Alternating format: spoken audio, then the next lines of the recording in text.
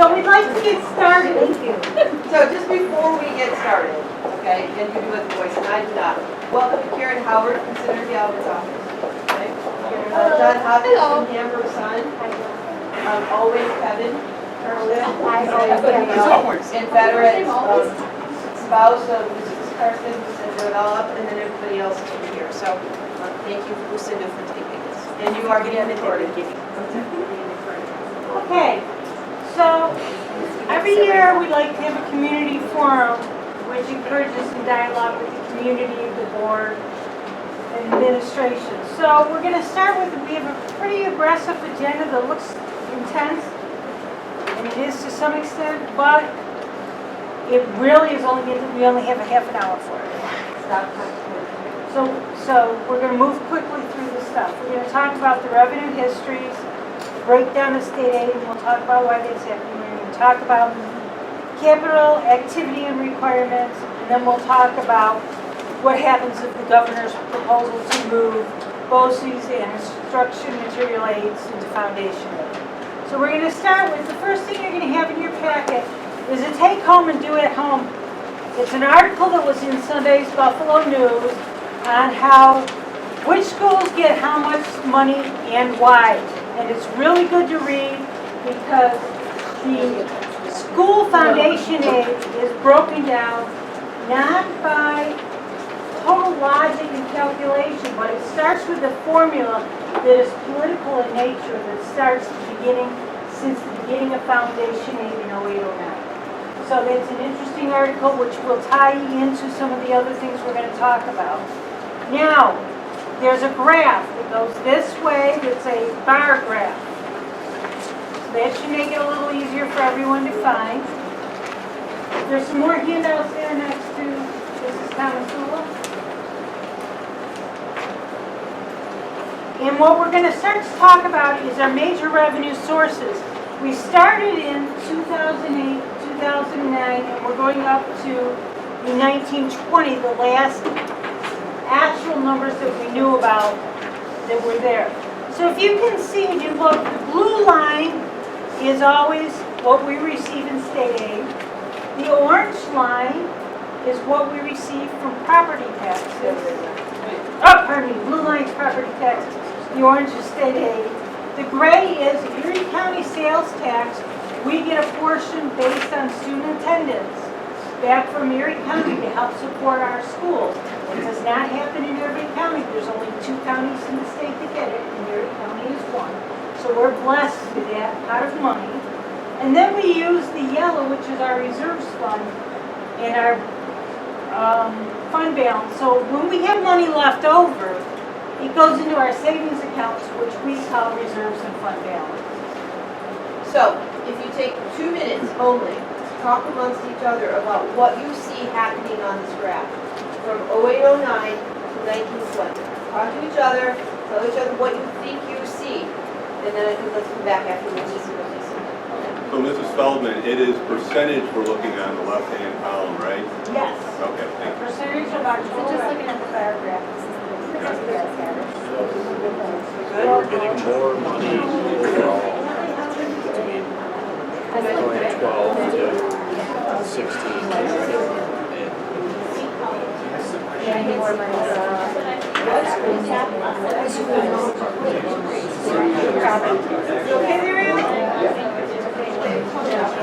So yeah, I mean, if you look at it, it was more even. They probably property taxes was too big, whereas in 5 you were getting less state aid. Your parents pay more on property taxes.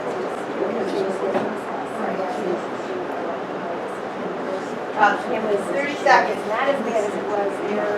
When you look at 2012, so what year were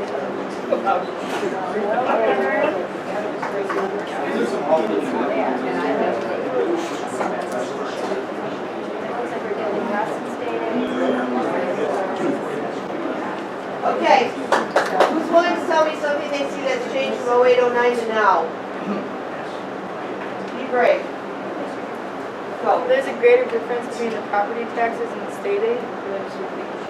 So her answer was, there's a greater distance between property taxes and state aid. And which got higher, property tax or state aid? Property taxes. So, property taxes, she said, got higher than state aid. So what that means that is since 0809, where it was almost a 50-50 split, we now have our local taxpayers sharing a greater burden of the cost of educating the students. She gets it. That's exactly what we want.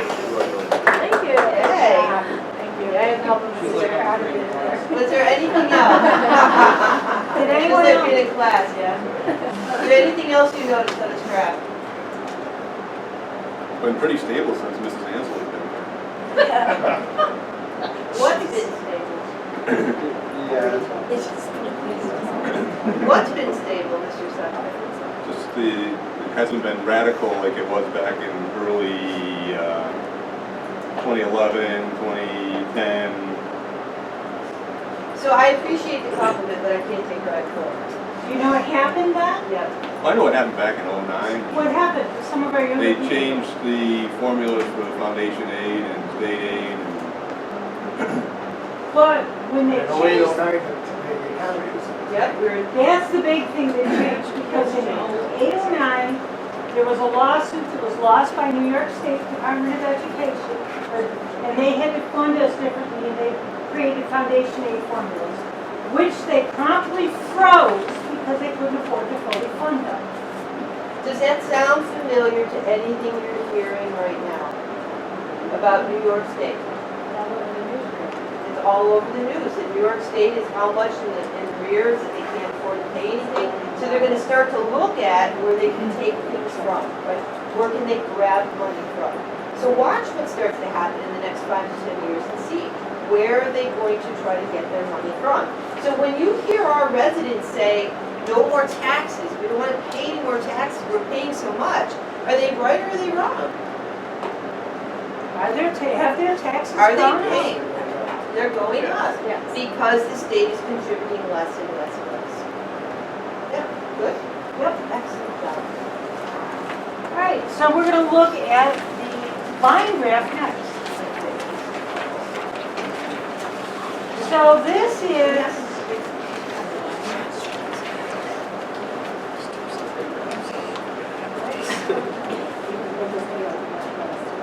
This is really. what did she have to this? I gave her this to copy. I gave the wrong thing. Don't look at the line graph, you have the wrong one.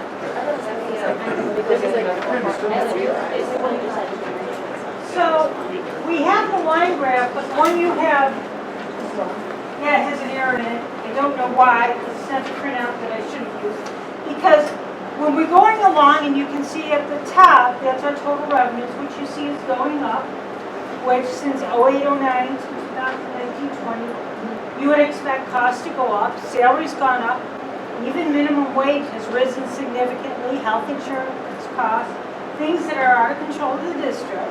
So our revenues have gone up to cover our expenses. But then if you look at the property taxes, oh, this is entirely the wrong one. Sweet molasses. But that's okay, we can talk to this one. Okay, we'll talk to this one because you can see that the total revenues, and you can see how our property taxes have gone up on a different curve than the state aid. State aid is the gray line. The property taxes have gone up on a slight curve, and the state aid has kind of gone up, down, and back around, and then it levels off here and there. And then Erie County, they contribute sales tax, and you can see that the sales tax stays pretty stable, the amount we get from the county. What that says is that our share, although our student attendance has declined somewhat, because we have less students, our portion of the sales tax has stayed fairly level throughout this whole time period. And so then when Mrs. Ansel gets back, we have one more bar graph that should get included. Or one more line graph. But I'm not a teacher, you can tell I'm a talker. So Where Mrs. Anselm is great at, she can ask questions and make it interactive. I need some help from you guys. So my question is, do you have any questions of me on this graph? Because it took me a minute to see where I was, I apologize. Because what is happening at the state level is we get expense-driven aids. They're called instructional material aids, which are, we get money for textbooks, we get money for hardware, we get money for software, and we get money for the library from the state. They're expense-driven aids. The dollar values haven't changed. We get $58.25 a student for a textbook. Been that way since at least 2008 when I started in the school district. It's still the same dollar value that it was then. Now think about it. If you've ever gone to the library or to the bookstore and you bought a book, are they the same price now as they were 20 years ago? But we don't get any more aid for a textbook than we used So to. sales tax, you never get more. It seems like this is very low. Yep. Sales tax. Because our enrollment declines, so we get a smaller share, but as the sales tax revenues get higher, it winds up being the same dollar value. So our governor has proposed in his initial runs that he gives us every year to take our instruction material aid, which I just explained, and our BOCES aid. BOCES aid is where the smaller districts and the non-city, the rural districts, we're asked to go out and to utilize BOCES services, and they'll give us money back to help support us because they know that, for example, we cannot afford as efficiently to go to Time Warner Cable and to give them our business. We can't get the same price that we can get if all the regional BOCES component districts, which there's 26, and those 26, of course, have a greater buying power, so they drive the price down, so we all get a price break. Well, BOCES needs employees to do their bidding for us. And so we pay BOCES to do services like that that we can't afford to do on our own. We have a P-TECH program that BOCES provides for us, so our students can, at the end of 5 years, they'll have to walk out with an associate's You degree. have VOTEC, right? We have VOTEC. And we have special ed services, which are not part of our BOCES aid, but yet they're another thing that BOCES provides for us. Almost everything that Mrs. Garson does comes through VOTEC. Almost everything. And even our superintendent search is being done by the district superintendent from BOCES. So we utilize them for a lot of services. And New York State wants us to do that because it's a good thing for us to combine and drive down and use our collective buying power. But in the governor's runs, he no longer wants to give us our BOCES aid and our instruction material aids. That's what this sheet that I went to, that I forgot to give everyone. So the new one that I just gave you has a spike in the red line. Can you see that? Yes. Okay. The red line is the BOCES aid line. So BOCES, just like Eden, has buildings. And they have to keep the buildings up to date, up to code. You certainly don't want to go in a building where the roof is leaking and you don't fit in the classroom because it hasn't been renovated. So BOCES did a capital project. Can anybody tell me when they think BOCES did a capital project? Go, Cheryl. I work for nurses, so it's like, Oh, so there you go. She works for them. Can you see it on the line? yeah, it's where it's like, Where it spikes? Yep, they had a capital project.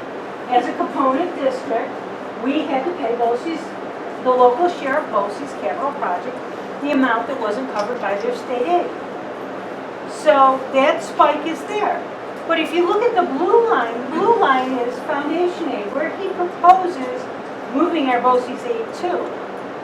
And the foundation aid was flat, now it's risen some, and then it's leveling off again.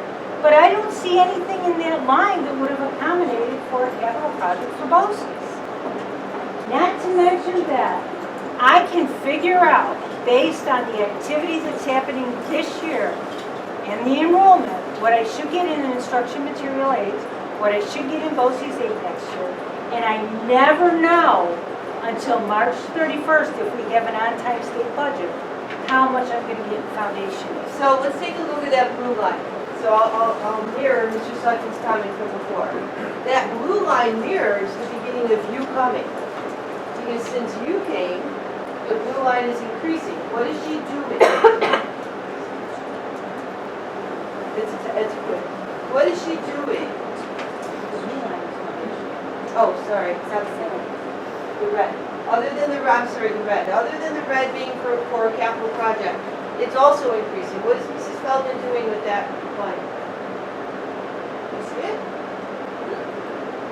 Increase or decrease? Yeah, other than the spike, she's increasing it because we get aid through BOCES. So it makes sense for us to put more money into BOCES, right? It makes more sense because we can get some money back. But when she says we're putting more money into BOCES, and here's where we've just flipped roles. It's not so much the money that I'm putting in, but I'm going to BOCES and saying, I need help, I can't afford to hire a person. We have a safety program that we're in BOCES. They give us the information we need to make sure our buildings are safe. They come in, they advise our buildings and grounds, Mr. Martin. This is Reinhold who does the Facebook. Yes, our Facebook. We couldn't have it without BOCES because it's that aid that helps it make it affordable. So if the governor were to take this gray and this red and he were to push it into the blue and eliminate the gray and the red line, I would expect to see a corresponding increase in foundation aid, a corresponding increase in the blue. We didn't see it the last time. So what can we predict if in fact his proposal goes through? That you're not going to see it again. And so every prediction that Mrs. Feldman needs for the budget is gone.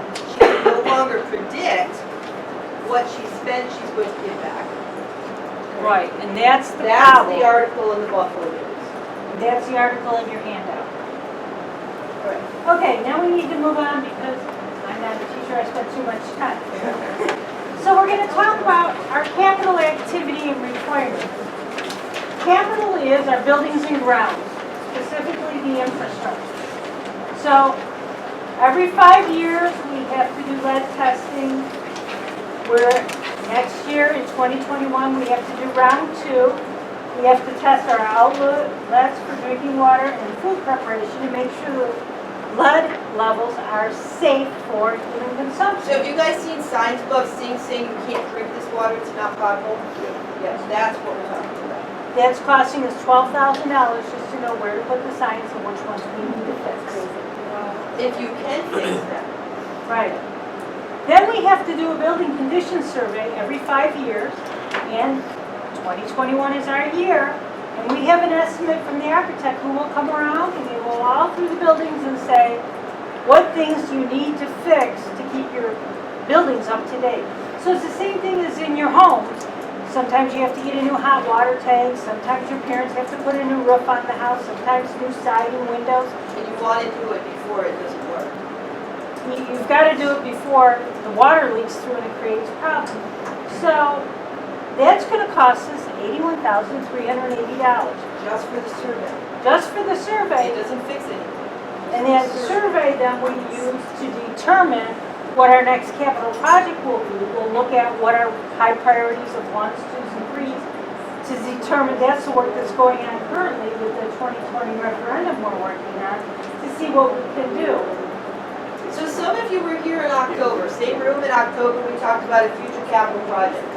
So in December of 2020, so this year in December, we hope to bring out a referendum for another capital project. Much, if not everything, in this capital project is based on the last 5-year survey, which is now overdue. So if it was at its end of life the last time, where do you think it is now, right? And It's here's 5 years later. So if we didn't address it in the last capital project, we probably should do it now. And when it's in a capital project, we get 78% or 72% of it back from the state in future years. 115, that's 72% every 15 year. years. So what couldn't wait for the next project? What problems have we had?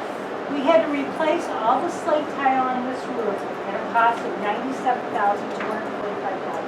It came out of this year's budget, so when we're projecting and we're hoping to have extra, we need to set aside funds in case of something like that. We all need the roof tonight. We had a classroom that the water was leaking into and creating mold and was giving allergies and illnesses to the people in the room. We had to have the brick repointed, which means they had to go in essence, top it with whatever material they used. That was $9,425. Thank you. Brick and mortar. Brick and mortar. With mortar, yeah. They had to put the mortar into it to make it, again, safe. So, obviously, my husband sent me to school because I'm not clearing the house. So quiz point, you still have to be in school. What year was this building built? This building? 1939. Ooh. Marty! That's my best friend. So how many years old is it? Oh, jeez. Come on. 81. Yeah, 80, 81 years old. So you can imagine it needs a little bit of joint work, right? Yeah, I know. So the point of that is that our December referendum this year is going to focus on this building. Let's do another quiz. How many outside windows, again, not results, Well, what's your real number though? I know. Because I've been told two About, numbers now. okay, so about, how many windows do you think this building has? Go. He says 182. No, too low. How many windows? Yeah. 348. Yeah, you're much closer. So mid 300s? Well, you're told 365. Yeah, but I don't know that that's Yeah, true. So, like- and he didn't win the $50 gift certificate, so he's still upset because he said it first. I know this is true. So, somewhere in the mid 300s. Now, And these windows are big, right? and do these windows look like they're never clean? They are clean. And think about that. If you've ever done windows at your house, somebody is cleaning 365 windows to make this building belong. So a major project in this building for the December referendum is brand new windows with brand new shades. Some type of E rating on them so that they don't get so hot. If you went to school here, you remember what the classrooms were like. Some type of energy efficiency because these windows open down and up. Nobody ever opens them down. And these windows are old enough, I think they were replaced in the 80s, don't quote me please. They really are not as solid as we want them to be. Sidewalks around this building are also in the project. Parking lot for this building is also in the project. And then there's some other ancillary things in the project too. But this building is the focal point. If we look at GLP, we know all the upgrades we did on the last capital project. We look at the middle school and high school, especially outside, we know what we do. We'll also be taking the middle school and high school off of cogen. Cogen is how we generate our own power and going back on the grid, which is what these are on. If the power in Eden goes out now, these guys have a generator to back them up. GLP has an emergency, but you guys don't even care because you're working off of cogen. Right? So Until you put the through the brownout, right? You put right on heat, right? So we want to fix that in the next project too. The other thing that's going to be a major focal point in this next project is a complete gutting and rebuilding of the middle school high school nurse's office. So if you've been in the nurse's office at the middle school and high school, it's very old, it's not very efficient. And then some things you can't see, like air handling units. Oh, there's also a decent amount of money for the middle school and high school library interior. So that furniture, I think, is 1970s, if I'm correct. And then also the music rooms in this building. What do you guys remember about the music rooms in this building? Anybody? That's a small. They're small, Brown. That's all I remember. Small and old. old, Brown they and have rugs high, on the yeah. walls, Yeah, they're dark, right? So we want to get rid of all that too. and the rugs are out of date. Yeah, there's. They were out of date when I was here. And then also, we want to take some walls down in this building in the front wing of it to make the classrooms bigger. So a pretty decent amount of stuff that people will be able to use instructionally. All right, so we have now 2 minutes left, but we'll go with the 5 minutes. So the table discussion question is, what happens to Eden if the governor's proposal to move BOCES and instruction materials aid to find foundation aid actually occurs? What will happen to to our schools. Yeah, here's the county table. We'll talk. I'll go talk.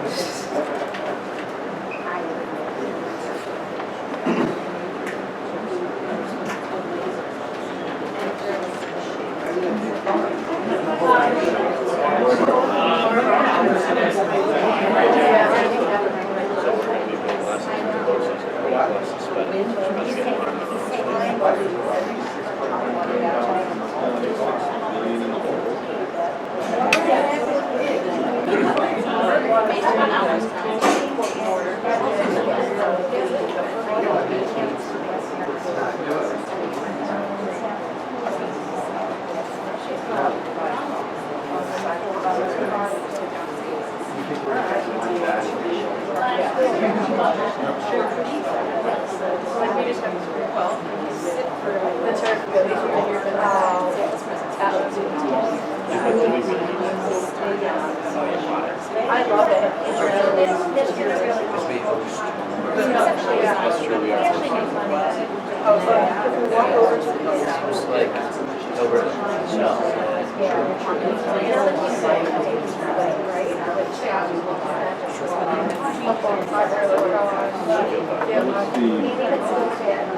The ratio they use in the poverty.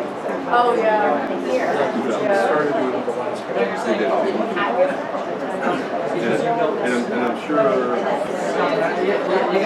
Matt got figured out that he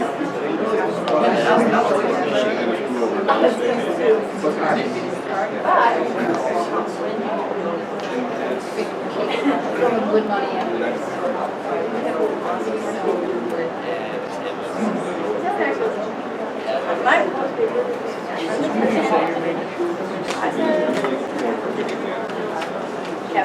equalization. it's this stage, so Know your taxes.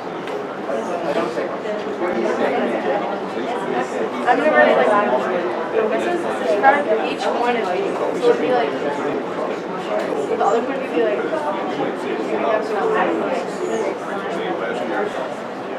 the citizens always have Because it's equalization, right? It's our fault. Allow us to basically go back to equalization. Do our budget.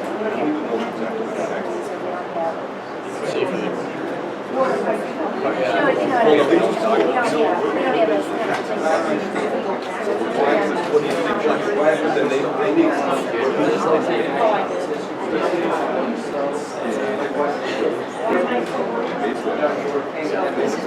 Before we take action on this issue, I'm just gonna go with a hard no. well, they try, I'm saying, trying. Prediction, They're trying. prediction, They're working on it. It's a aren't working out, but they're not doing it. Why are we even having a meeting? Just talking about it. Well, this is gonna be a problem in a couple of years, so be ready. Or not to get action one issue. Well, they're trying that. Trying.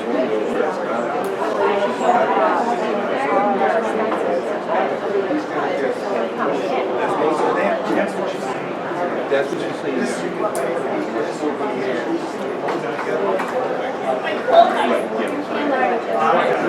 So that's the whole thing. So that's the whole thing. She was able to basically say, if we do this, we're going to go through here. I know I'm Do you agree with the board decision? Nothing's on the net. You should say, I feel like interesting in particular Mrs. Kindly. She really blew my mind away with her insights. oh my God. I'm sure someone's figured it out.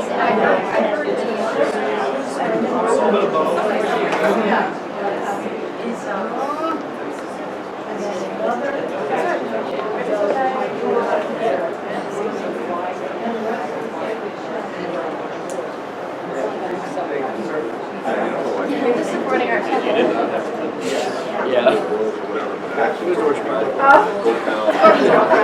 You want Foreman's girlfriend? I know.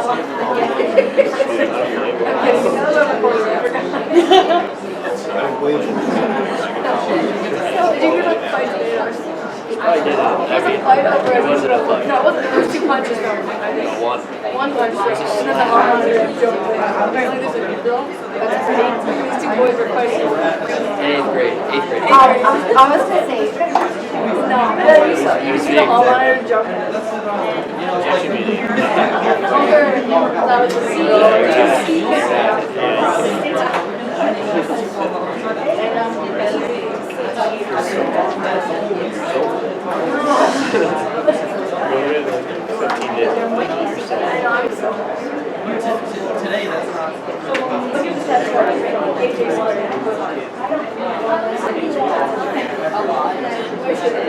Mrs. Feldman? You're out of time. You're out of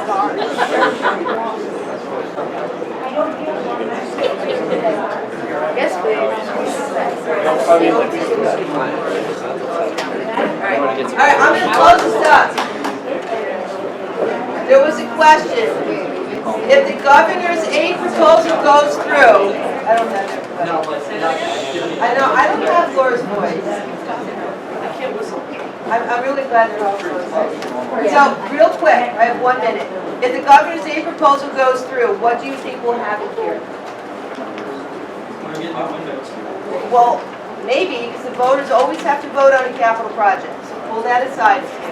If his aid proposal goes through on foundation aid, what can you predict might happen here?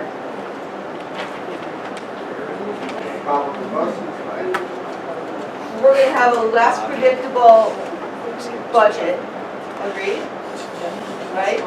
It's possible we're going to get less money. And remember that spike? Right? So it's possible that if BOCES has another capital project, we may not see a corresponding spike. Good job, everybody.